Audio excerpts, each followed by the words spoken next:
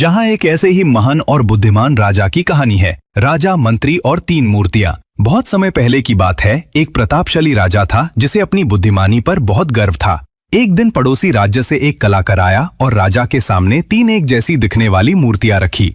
कलाकार ने कहा, महाराज, ये तीनों मूर्तियां दिखने में बिल्कुल एक जैसी हैं, लेकिन इनका मोल अलग अलग है।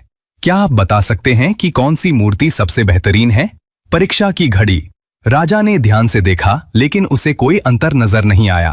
तब राजा ने अपने सबसे बुद्धिमान मंत्री को बुलाया।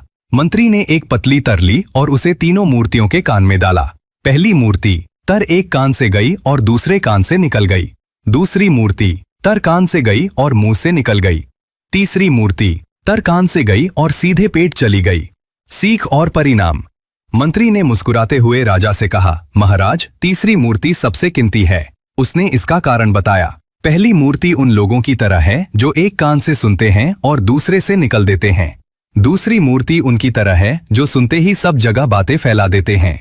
तीसरी मूर्ति उन लोगों की तरह है जो बातों को सुनते हैं, समझते हैं और उसे अपने तक रखते हैं।